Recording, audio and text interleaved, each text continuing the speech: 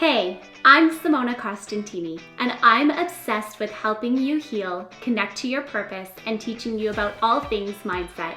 I realized I deserved and wanted more from this crazy little thing called life, so I changed my beliefs, healed my hurt, and made it my mission to help you do the same.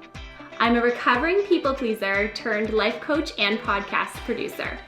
I teach busy business owners how to fall in love with their life and business and live it on their terms. On this show, you get everything raw and real, from inspirational guest interviews to deep dives into topics like life, relationships, business, purpose, growth, and mindset. I lay it all on the line every time. Think of this as your one-stop shop to help you live a more purposeful and inspired life. This is the Happiness Happens podcast. Are you ready to hear this inspiring conversation? Let's dive on in.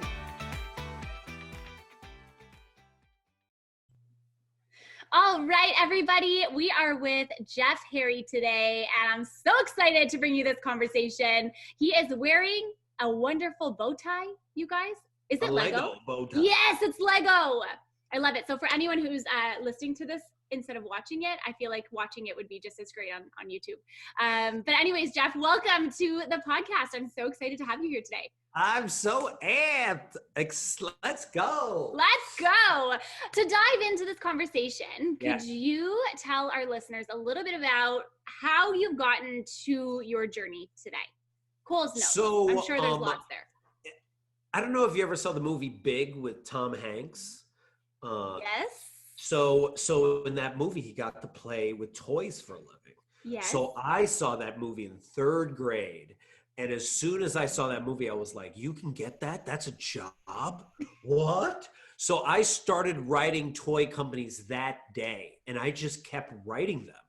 And I just didn't stop. And I was spamming before spam was like a thing, right? And then sophomore year, a toy company wrote me back, told me to go to mechanical engineering. Should have never listened to them, but I did it anyway. And I just kept going. And then eventually I got in the toy industry.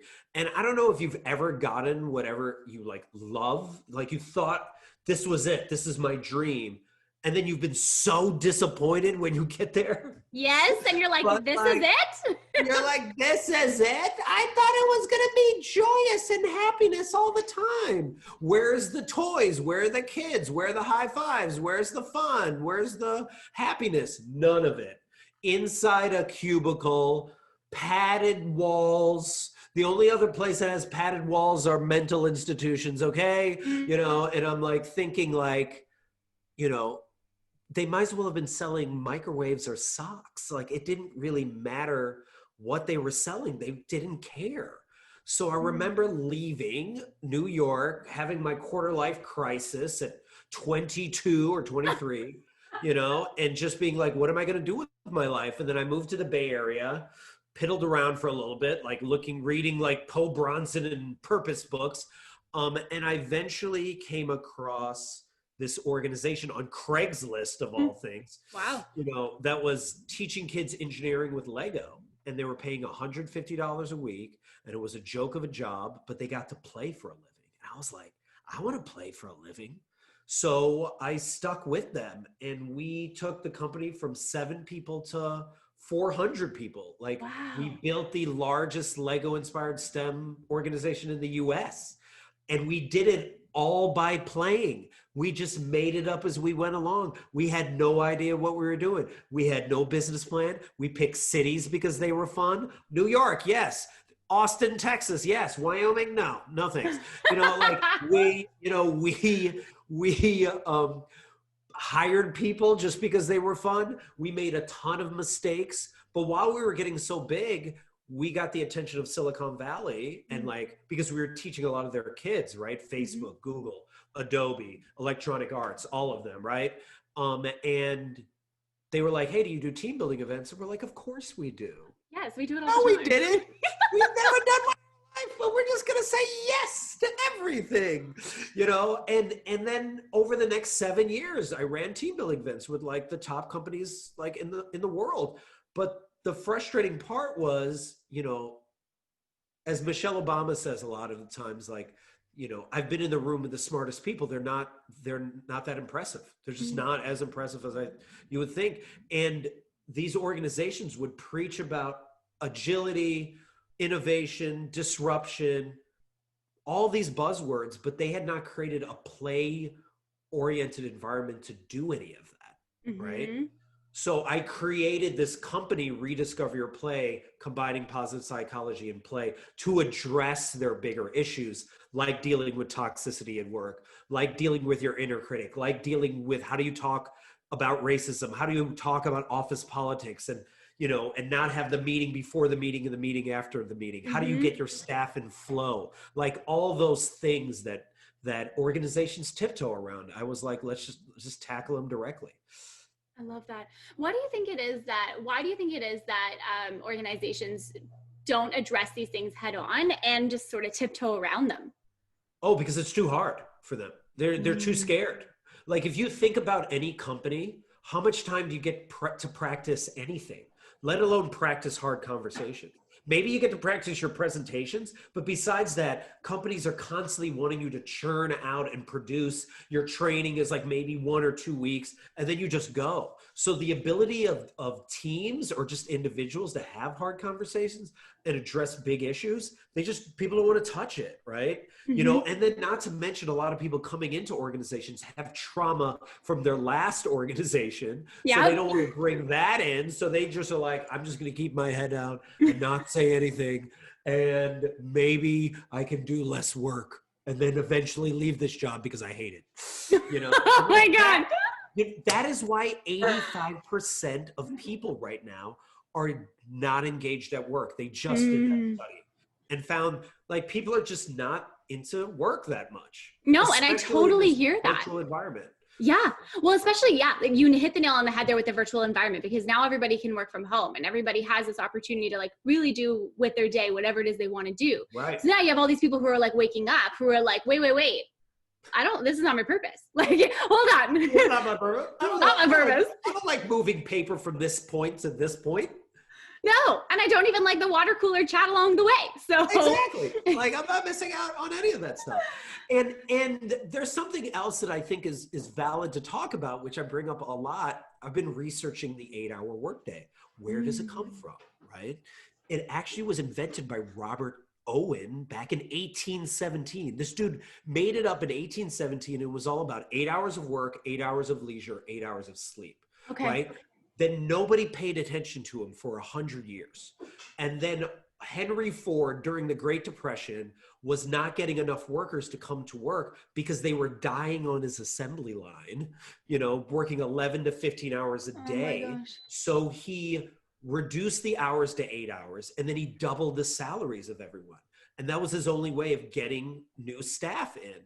Since 1926, nothing has changed about the 8-hour workday. 94 years, 94 freaking years, dude. Like what? And then they just did a study to find out that most workers, the average worker, can only focus at work for 2 hours and 53 minutes of the day. Not surprised to hear that. And our work has extended. Now, Bureau of Labor Statistics, we're working 8.8 hours. So what are we doing for 5.8 hours? Dumb meetings, social media, looking at news, getting coffee, and now in a virtual environment, looking for other jobs. So you're only getting 3 to 4 good hours out of your staff. The best thing a team leader could do right now for their company and for their staff is to simply ask them, what is the work that you love to do most at this job? Oh, awesome. How do we help you do more of that work, right? You only do 10% of connecting with other people. Let's figure out how you can do 15%. Maybe that's 1 to 2 extra hours. That would show that they actually care, and they would reduce their turnover simply by doing that. 100%. Well, that creates more of an engaged workforce to begin with, right? So what do you do then if you're in the situation of you want to do this? Let's say you have a team of people up at the top who are making all the decisions. Let's say some people are toxic, have toxic behaviors, then other people want to make change. What do you do? How do you navigate that? I think you have to focus on what is your circle of influence. If you're a team leader, you can always influence your staff, right? If Right. you are on the bottom of the rung, you can probably influence your colleagues. Now, Mm-hmm. I can get into how we deal with toxic people if you want to do that. Well, We let's can just go roll on in. we can go right there if you want to go. Let's go right there. Let's do it. You know, the whole idea of dealing with toxic people is that we have allowed them to run amok. You know, we've allowed them to do whatever they want for so long that now they just do it all the time. And anyone that has come into the organization just assumes this person is able to do whatever they want. So this is all about setting boundaries, right? So typically, and here are the few steps, and one gets harder each rung, right? So the first step is, a lot of toxic people take up a lot of meeting time, right? They speak 80% of the time.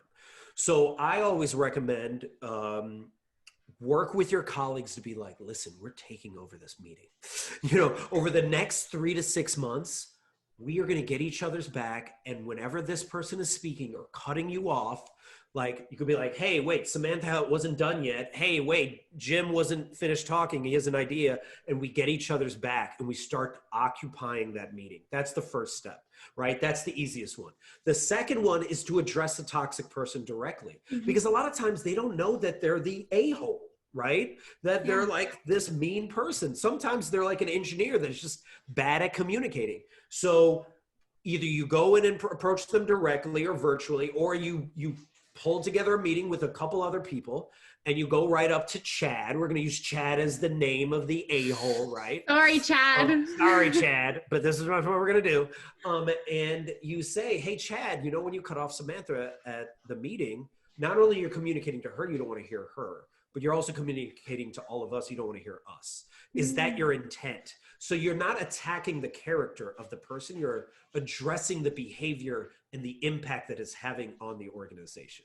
Now, Chad might be like, oh, that's a really good point. I didn't realize that. Sorry, I'll change, right? Or he might push back a little bit, but at least you're setting that boundary. Or Chad can just be like, F you, everybody, I'm going to do whatever I want. Then you have to either talk to their supervisor, and if their supervisor's an a-hole, then you have to talk to their supervisor and be like, look, Chad might be a brilliant jerk because so many toxic people always like bring in a lot of revenue, right? So it's just like, well, Chad brought in $500,000 of revenue last year. Well, he also got 4 people to quit. And that cost us actually $700,000. So Chad is actually not bringing us more money. He's actually destroying our team, right? And Simon Sinek talks about this a lot. The Navy SEALs never take the brilliant jerk, regardless of how brave, athletic, smart they are, because they destroy the team. And then you have to ask the team leader or the supervisor, is this what you want? Like, is this person representing the values of this organization? And if they're not, why are we keeping this person?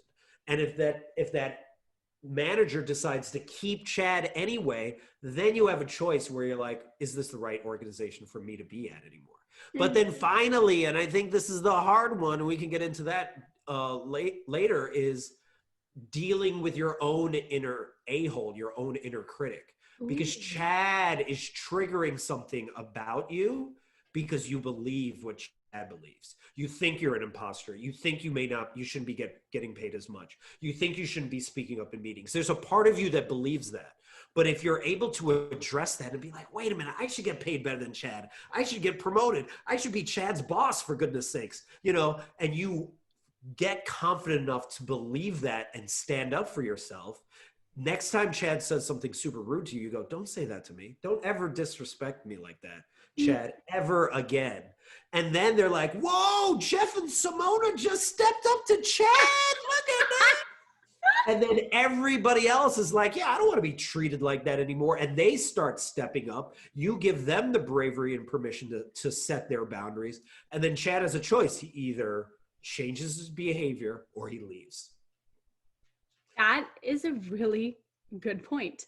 And for everyone who's listening right now, I feel like we dove in head first into this conversation, which I loved.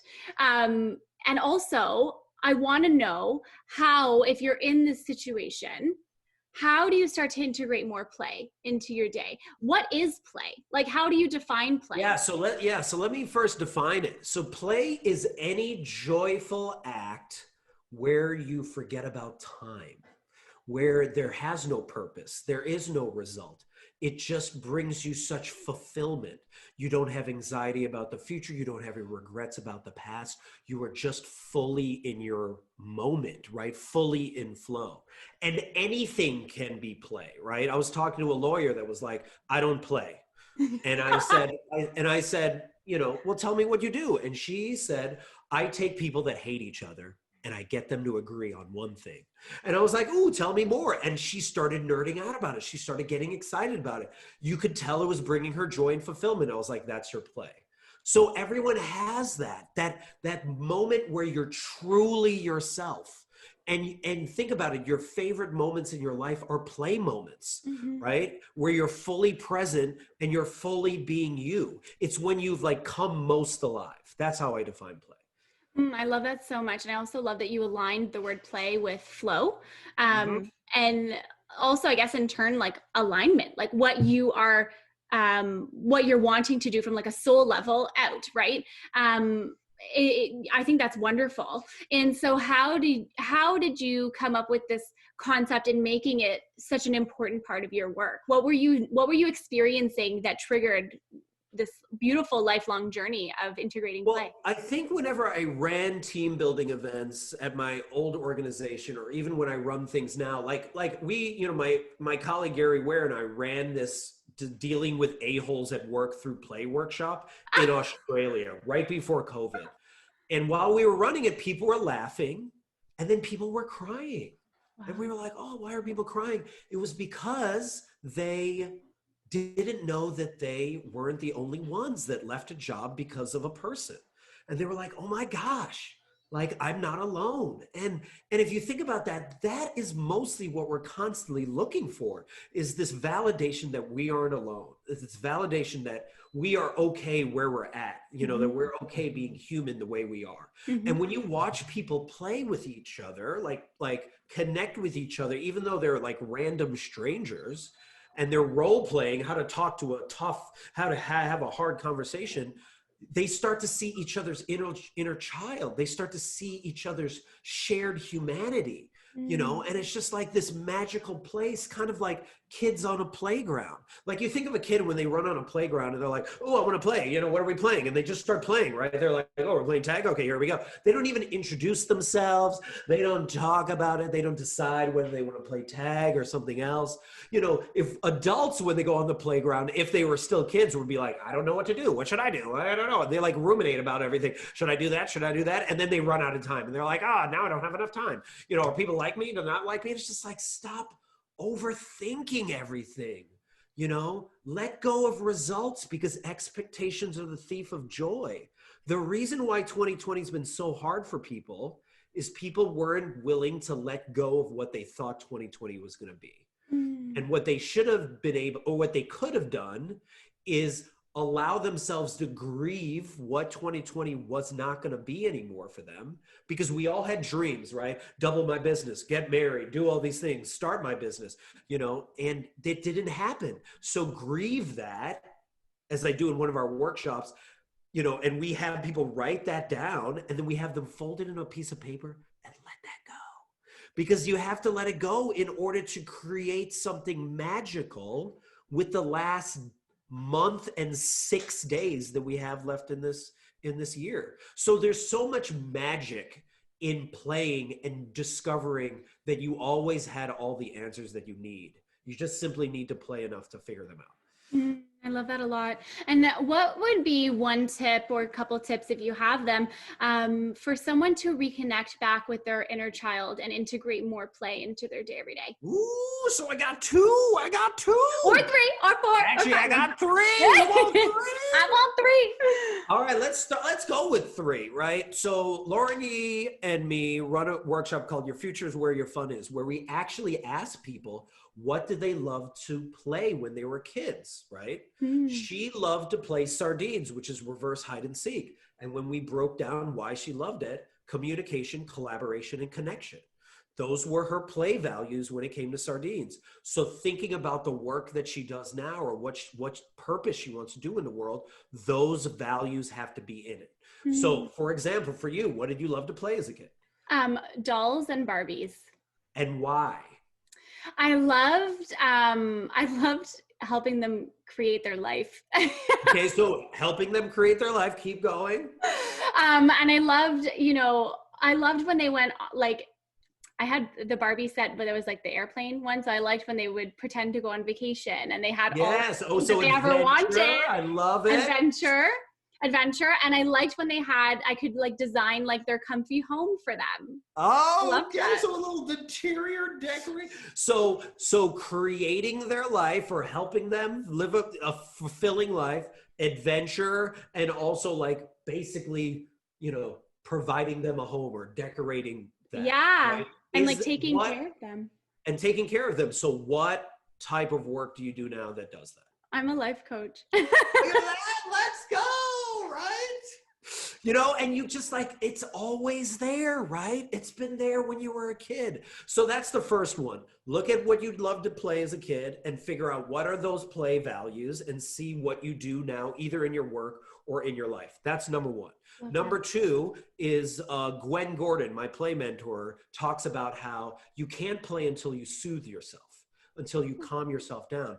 But you learn how to soothe yourself from the person that nurtured you the most. Mm-hmm. So however they soothe themselves, you adopted that from them, right? So if they had a little issues dealing with that, you're going to have to deal with that as well. So if you learn how to soothe yourself, identify what works. How does that work? So I get my best ideas in the shower. Other people get their best ideas doing morning pages. Other people get their best ideas walking or running or dancing or doing something else, right? Some sort of movement. So first identify how to soothe yourself. And then second, which is crazy that a play guy is saying this, but get bored. And what I mean by bored is imagine when you were a kid, how you had your best ideas when you were bored. You also had your craziest ideas, but you had your best ideas, right?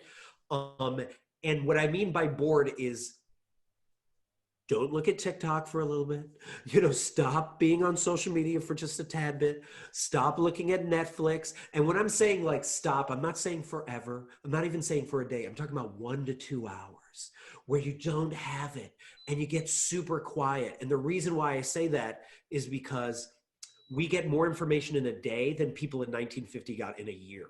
So the amount of consuming we do prevents us from being able to create 100%. Because we're just getting inundated. So you have to get quiet and block out all that noise for the next thing so that you can have that inner whisper, that inner curiosity, that inner child whisper to you that exciting, weird thing that they say like, hey, create that video. Hey, start that podcast.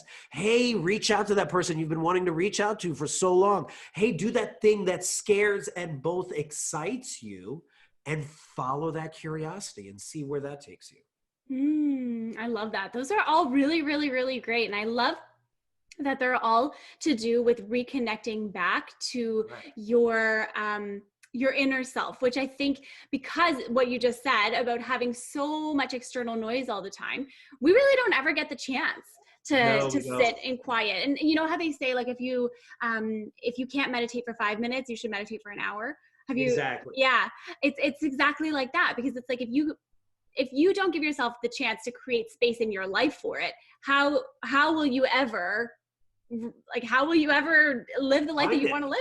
Yeah. Right. I mean, you have to literally strengthen this muscle of intuition and play with it so you can start to hear it. And then finally, the big one, this is the big one, if you're ready, this is the one where you ask your friends to help you out. And this is a little vulnerable, so you got to get ready for this one, is you reach out to 3 to 5 of your friends and you're going to ask them these 2 questions. What value do I bring to your life? Right? And the reason why you ask that question is a lot of people don't know why, so they don't know what they do for people. So what value do I bring to your life? What do I do for you? Why are we friends? Right? So what value do I bring to your life? And then second, what makes me come most alive? Like, when have you seen me most alive? And that's an umbrella question, but it can be asked as, when have you seen me most creative, most fulfilled, most joyful, most playful, most present? Like, all of those fall under when have you seen me most alive? And it ties in with Howard Thurman's quote, don't ask what the world needs, ask what makes you come alive, because what the world needs is for more people to come alive. So what value do I bring to your life? And when have you seen me come most alive? You get 3 to 5 people to give you all of that information back. And you look at it, you look at the patterns that are forming. That's how I came up with my company, Rediscover Your Play, the name of it, because people were like, well, you help me rediscover who I am. Oh, you help me tap into my inner child. Oh, I love to play more. You give me permission to play. And I was like, Rediscover Your Play. And they're like, yes, that's it. That's it. Right. So, you simply doing the play values thing, getting quiet and asking your friends these questions, you'll have so much information to finally begin to play. And if you need a fourth, then you do the tipsy play storm, which is you get a bunch of your friends on Zoom, you get a little tipsy, however you do that, alcohol, ice cream, whatever it is that floats your boat, chocolate, other things if you're in the Bay Area, and you take all this information and you go, help me play more. And you brainstorm all this and you write all the greatest ideas down. You go to bed. And when you wake up in the morning, you circle the one that most resonates with you, and then you ask your friends to help you with it. Oh, I love that. I love that. Do you think that in your past experience, what would you say to someone who wants to do this or wants to ask their friends, but are feeling like reserved towards asking, or like don't want to seem like egotistical and trying to get, positive comments out of other people, if that makes any sense? Well, I think you first have to be like, if this person truly loves me, they won't judge me, right? True. The biggest regret of the dying is people that are on their deathbed say, I lived the life that other people wanted me to live, not the life I wanted to live, right? And Viola Davis talks about this a lot, where she goes, with every choice we make, we either claim who we are, like our nerdy selves, we claim who we are, or we end up chasing our worth for the rest of our life. How many people do you know chasing their worth, trying to get, acceptance or, have their existence validated by the external world, right? And the people that love you, you can even just approach it from a humble place of like, I'm trying to figure out how to play more.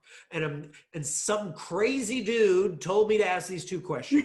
So I'm sorry that I asked these 2 questions. But also what's really interesting is if you ask this to some of your friends and you don't like their answers, they may not be your actual friends. They may not know who you are. And then you have to be like, man, I got to get some new friends, Like vetting process. Or you might ask people that you never thought knew you so much. And they're like, wow, you actually really see me. Because what do we want more than anything? We want connection, we want love, and we want people to see us. We want people to understand us. And this is a vulnerable exercise where, yes, it's going to get uncomfortable. Like, that's just the reality of it. But in order to feel huge amounts of joy, you also have to be able to feel huge amounts of pain, 100%. Right? And what we've been trying to do is binge watch our way through life and not feel anything. And how's that working out for you? That's not an exciting life. It's not. It's like, it's the type of life where you wake up one day and you're like, where am I? What happened? Right. Which is a lot of what people are experiencing now. You know what I mean? People are like, what the heck have I just been spending the last 10 years of my life doing? Right. And all these, go ahead.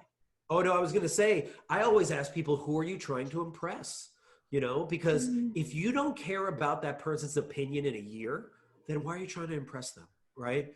In high school, we were trying to impress the cool kids. In college, you're doing the same thing. At work, we're trying to impress people that are above us. Like, what are we doing wasting away all this time, right? And then I think the other thing is we're pursuing success that is not going to bring us happiness. I coined a term called affluent deadness. And what I mean by that is I know a lot of successful people. I know a lot of rich people. I know a lot of famous people. Not that happy. No. Studies show that whether you're making $75,000 a year or $1 million a year, same level of happiness. But what I notice about a lot of these successful people, they can buy anything in the world. They can travel anywhere. They can have it all.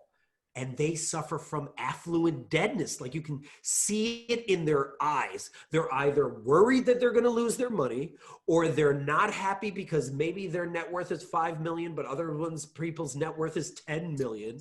Or they just look sad because they got to this echelon, thought it was going to bring them happiness, and it brought them none of that. If anything, it just brought them more problems. And then they post on Instagram bragging about this because that's the only time they feel good, right? And they're selling this lie to everybody else that's trying to get up there. So people are not happy up there. People are not happy down here. You know, it's just like the only people that are happy are people that can be fulfilled and joyful in the moment. And you find that happiness by playing more. That's a really, really, really good point. I love that. I think that's such an important thing to remember too, because I think there's a lot of people, especially those who, you know, listen to this podcast, we talk about this sort of concept. We've talked about it before. It's kind of like, you know, not being happy about where you are in the moment. You know what I mean? Not being satisfied with what you have and always looking for more and always wanting more, and then never finding that fulfillment because you don't find your fulfillment in stuff and things and money. So how could, you know, with the idea of play in mind, how could someone start to find more, you know, more joy on a day-to-day basis while using play? Ooh, I like that question. Thank you. So I positively prime my day. I learned this a lot in positive psychology. How you prime your day determines your day. If you look at news to begin your day, you're 30% less productive, 20 to 30% less productive, right? So first, look at how you start your day, right? I start my day with a TikTok. I make a TikTok video. It's so ridiculous. Has no ROI value, not productive at all. It's just for me. But I start my day with play. And then I learned this from my friend Desiree, who asked this question, how can it get any better than this? And she asked this question from a very curious place of like, ooh, how can it get any better than this? So let me go through my day today, right? This was actually my day. I created a TikTok to start my day. How can it get any better than this? Ooh, then I talked to a guy in London on a podcast. How can it get any better than this? Then I talked to a guy about finding jobs on his podcast from Toronto. How can it get any better than this? Then I talked to a dude in Utah about, you know, on his podcast. How can it get any better than this? Now you and I are talking, you know, and this is amazing about how we can bring more happiness to people's lives. How can it get any better than this? Right after this, I hop on a book club with like my favorite people in the world. You know, and when you're asking yourself this question and positively priming your mind to constantly look for that, brain science tells you your brain's always looking for patterns. So it's looking for positive patterns if you start your day looking for those. On the flip side of this, right, is when someone says they have a bad day, I always challenge that. You didn't have a bad day. You know, according to positive psychology, your thoughts last between 9 seconds and 90 seconds. So you had a bad moment, and then you ran that bad moment in your head 100 times, maybe 1,000 times, and then you primed your day to look for other bad moments. And if you simply flip it and ask yourself, how can it get any better than this? And be curious about it, not wanting or needing it to get better, but just being open to it and having that travel-oriented, play-oriented mindset, you can change your day and eventually change your life. I love that so much. I have a question about that, but first I just want to know, what type of TikTok videos are you learning? What type of TikToks am I making? Yeah, like what are you learning dances? Like are you like doing all the trends? No, it's all over the place. It's whatever I feel like, right? So, and here's another thing about letting go of results, right? So sometimes I make a TikTok that I just love and I'm like, oh my gosh, the world's gonna love it. And I put it on there. And then I look later, I'm like, nobody's loved it. Oh my gosh, how come no one loves this? And I talked to my friend Erin, who's an amazing 80s Erin at TikTok, so amazing, right? She walks around with a fanny pack all the time. She's amazing. She's amazing. But we talk about how like, oh, wait a minute, keep reminding ourselves, why are we on this platform in the first place? Just to play. It's not about whether we get results or not. I've had TikToks that have gone viral or somewhat viral. When I go to the comment section, no one's talking about me. They're arguing about something else. It has nothing to do with me. So it's almost like you're creating art in the world and then just letting it go. Almost like Buddhist monks who do those mandalas with the sand. Yep, yep. They work on it for a month and then they put it outside and let the wind just blow it away. You have to create art that way. So some of my TikToks are political. Some of them are just funny. Some of them are absurd. Some of them are about play. Whatever I feel like that day, because I know as soon as I create it and get it out in the world, I can then create the next thing. As like Elizabeth Gilbert talks a lot about this in Big Magic, that genius visits you and you either birth it, create it, or it moves on to somebody else. So if anyone is wondering like, oh, someone stole my idea, it visited you and then you didn't create it. And Elizabeth Gilbert, the one person that wrote Eat, Pray, Love, she said that people would whisper in her ear at book signings and say, you stole my idea. And she'd be like, I just decided to write it. You should have wrote it, right? So remember also, genius visits you all the time. And the more you're willing to play, you're able to hear it. But if you don't create it, it has to move on because it has to come out into the world. I actually really, really, really love that. And it's interesting too, because a lot of people will say like what's meant for you really won't pass you by.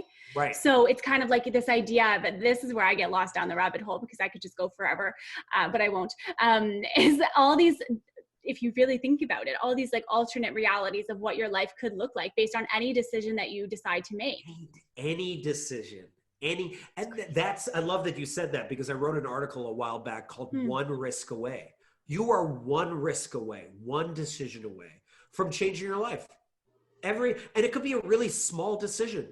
You know, you turn and go left instead of going right. Like you don't know. And I think what people have to realize is stop planning your life out in such a linear way. Because if you look back at your life, nothing has been linear. So why are we planning in such a way? And if anything, and this reminds me, the email that you sent me was like, also just have compassion for yourself of where you are right now. Stop beating yourself up. Stop shooting on yourself.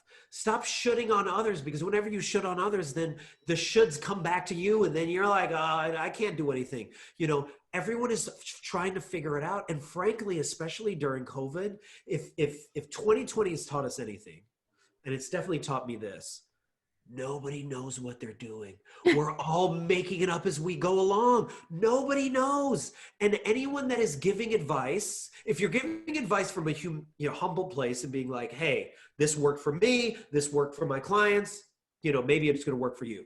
Great. Totally love that. But anyone that is like, this is what you need to do, this is the way, right?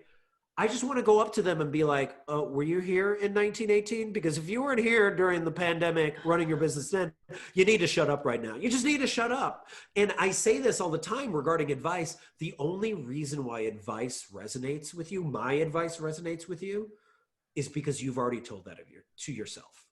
And I'm just reminding you of something you already know. I love that. Now, what if you're looking for advice from somebody, but you don't like the answer that they give you? You know what I mean? Like based on, let's say you really want to do something, you turn to someone for advice, you're so excited. And then it's like, well, like maybe you shouldn't do that, or maybe you shouldn't, so on, so on, so on. How can you break past what other people are telling you you should do and actually take action towards doing what you want to do? Yeah. So that's a really great question, right? So let me think of how I want to approach this. So when I talked about having compassion for yourself, I like to talk about why adults don't play enough, right? Would love to know that. And I'll answer your question, but I want to first like put a context to it. So the reason why adults don't play enough is because by the time you're 18 years of age, you will have heard the word no 148,000 times, according to studies.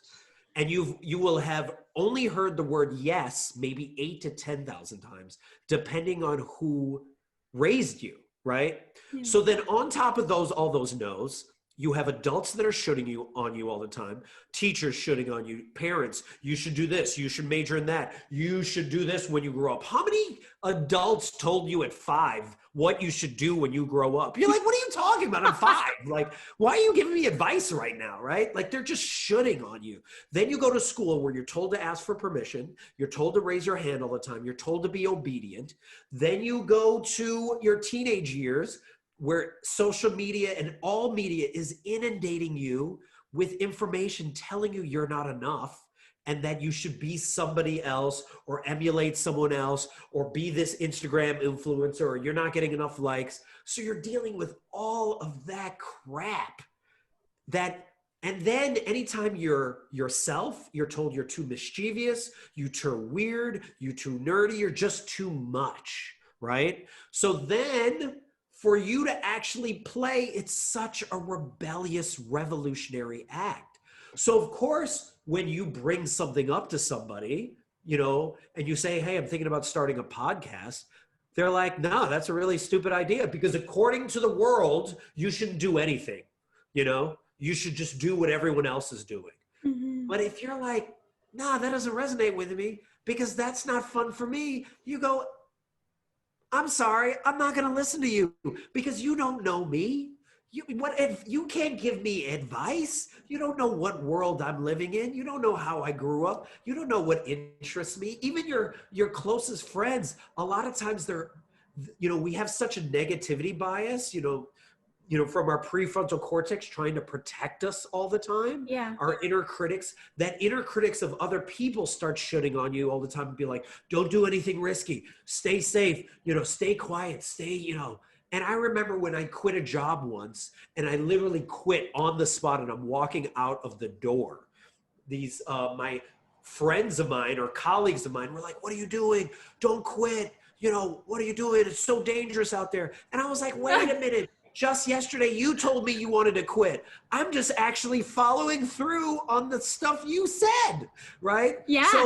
So when I think someone poops on your idea and it's just like, yeah, I don't know if you should do that. Be like, listen, if they're a friend of yours, be like, listen, I just need you to get my back right now.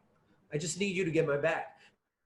Want to, then, maybe you don't want to be friends with them anymore, right? Or you go, well, I'm going to do it anyway because that feels right to me. And frankly, that's who I should be following anyway. Again, I want to do what makes me come alive because that's what the world needs right now, right? So no one can tell me how to do that except me. So, and I say this all the time, you have all the answers you need. You simply need to play enough in order to figure them out. I love that so much. And what's one thing that you've learned from working with some of the top companies? I've learned that I'm sure there are so many things. Yeah. I've learned, it's the Michelle Obama thing that I've been in the room with some of the smartest people like in the world and they're not that impressive, you know? But I've also learned that the future's where the fun is, and organizations need to understand that wherever someone is having the most fun that is where businesses thrive. There's a reason TikTok is so popular right now because people are having fun on that platform. I was watching Amazon's documentary way back when. Jeff Bezos, when he first started Amazon, he was working on the most interesting tech problems in the Silicon Valley area. All the tech heads wanted to go and work for him. He was paying nothing at the time, but it was the most interesting place to be. So for organizations, if you are not playing, if you are not pursuing fun, right, you are going to become obsolete. You are going to become the next Blockbuster. And if you need examples of companies or organizations that are playing and the benefits of that is look at Google when they did their 20% rule, giving their staff a fifth of their time to pursue the work that most interests them, because what they were able to create, just allowing their staff to play more, in that time, people invented Gmail out of that work, Google Meet out of that work, billion-dollar ventures because of that. That's incredible. So that is what I learned, that if your company is not playing right now and is super scared and not being transparent and not letting your staff be in flow, you might be gone in a couple of years. That's a fair point. I really think that the idea of play and everything that it encompasses is truthfully the way of the future. There's no way, Right. with the way that the world is now, with everything that we've gone through this year, there's absolutely no way. It just doesn't work the way that it used to anymore. It just doesn't work. It just doesn't. There And isn't people a won't, right way. yeah. Right? And people are not going to put up with it because people are like, well, I'll just start my own business. I'll just do my own thing. I'll have my own company. And like, and think of it also, think of the businesses that have started, like TikTok's only 3 years old. Twitch, people playing on Twitch, you know, I have a friend who just, you know, is making 6 figures just playing video games on Twitch. People are doing ASMR. I know someone that is getting paid to do that. Mr. Beast, who's killing it on YouTube. No one watched his videos for 5 years, but he would just make weird videos that were just interesting to himself. So people are doing such weird things and turning them into businesses right now. So, it's true. So no one should be judging anyone on what is the right way, because there's even, like, if you think about it, 10 years from now, there are going to be companies that kids that are 15 years old are going to be working for that don't even exist. Yeah. And they're going to be the largest companies in the world. Yeah. It's just, it's so true. And it's so incredible. Yeah. And I would love to ask you this question. It's a question that I ask all my guests when they come on the show. And I kind of asked you a little bit before, and I had to stop myself because I didn't want to like ruin the question. But it's, how can someone create a little more happiness in their day every day starting today? How can they create a little bit more happiness? So I think I touched upon it a little bit by asking that question of how can it get any better than this, right? But I think also I challenge your listeners to embrace your weird, to embrace that nerdiness, to get super quiet and then just do the thing that they want to do. I feel like getting in a costume and dancing. Do it. Like, do whatever the weird thing is, especially now in this virtual environment where you can do whatever you want and no one will know. Like just for a moment, stop binge watching Netflix and explore that, right? And, you know, and I love to say this all the time to people is like, can I Goodwill Hunt your listeners for a moment? Yes. All right. So you take it away. This is your time. Remember Goodwill Hunting, right? Yes. So for anyone that hasn't seen it, Matt Damon is a genius in this movie and he can have any job he wants. And at the end of the movie, he's sitting at a construction site with Ben Affleck. They've been working construction. And Ben asked him, when are you going to take one of these high-paying jobs? And he goes, I'm not, I'm going to raise my kids with you. You know, we're going to watch them play baseball at Foley Field. And, I'm going to be here. We're going to drink beer and watch the Patriots together. And Ben turns to him and he goes, if I see you here in 20 years, I'm going to kill you. Like, I am going to kill you. And he's like, what do you want? What? I owe it to myself? And he's like, no, you don't owe it to yourself. You owe it to me. And you owe it to everyone else at this construction site, because any of us would give anything to have what you have. You're sitting on a winning lottery ticket and you're too scared to cash it in. And for each and every one of your listeners, you're sitting on a winning lottery ticket. You're sitting on something that actually makes you, that makes you come alive. And frankly, the world needs you to show up fully. And the reason why is because somebody is waiting for you to show up fully so they can show up. If Simona doesn't create this podcast, I can't express how play is important to me. So now she's given me permission to show up fully. Now you hear this message. So now you have permission to show up fully and have that ripple effect all the way down. And that's the thing that's so magical. All of us always want to do is like leave a legacy and make impact on this world. And the biggest thing you can do is to show up, figure out the thing that makes you come most alive, go all in on that, and you can start to have this ripple effect that will last long after you're gone. Incredible. But you just got to cash in on that winning lottery ticket. So are you ready to cash it in? I'm ready. I don't know about anybody else who's listening, but I'm ready. Oh, I love it. Jeff, thank you so much. Where can our listeners find you? They can find me at rediscoveryourplay.com. You simply go to the website, click on the Let's Play button, and we can nerd out and figure out how you can kick ass more in this world through play.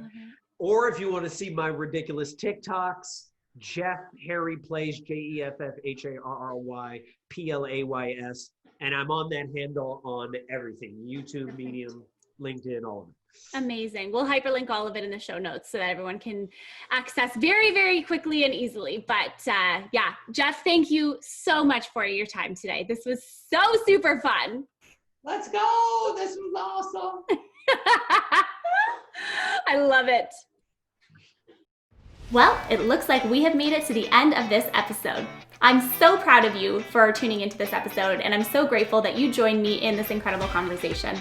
I would be so grateful if you took a quick second to rate and review the podcast and let me know what you loved the most. I also love hearing from you, and I would love to know your thoughts on this episode. So feel free to tag me online or let me know that you're listening. I'm so excited to connect with you. Wishing you a beautiful day ahead, and remember that happiness happens when you're least expecting it.